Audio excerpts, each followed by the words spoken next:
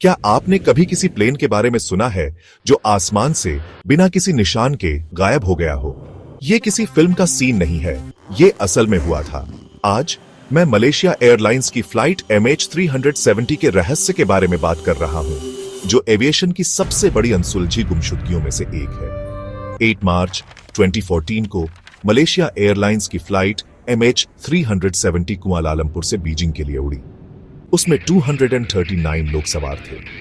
सब कुछ नॉर्मल लग रहा था, बस एक और रेगुलर फ्लाइट। लेकिन टेक ऑफ के कुछ ही मिनट बाद पायलट के साथ आखिरी कांटेक्ट हुआ और फिर प्लेन बस गायब हो गया। उसका रडार सिग्नल गायब हो गया और किसी को नहीं पता था कि वह कहां गया था। इसके बाद एविएशन हिस्ट्री में सबसे बड़े सर्च ऑपरेशंस में से एक हुआ। दुनिया एक साथ आ गई।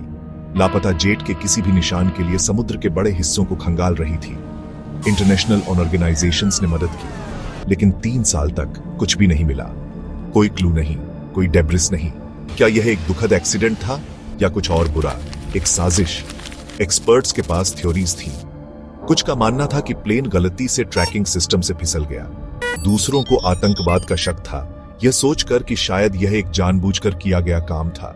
और फिर सबसे वाइल्ड थ्योरीज आईं, हाईजैकिंग, कवर अप्स, शायद कहीं सीक्रेट लैंडिंग भी। समय बीतने के साथ यह गुमशुदगी और रहस्यमयी होती गई। 2015 में उम्मीद जगी।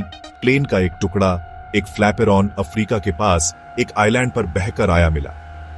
यह MH370 का पहला फिजिकल एविडेंस था। लेकिन बाकी प्लेन कहां था?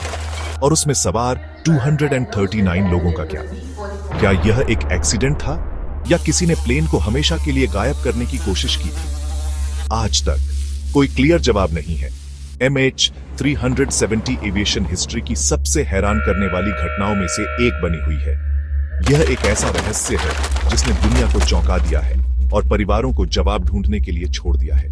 क्या हमें कभी पता चलेगा कि असल में क्या हुआ था, या यह सवाल हमेशा अनसुलझा रहेगा?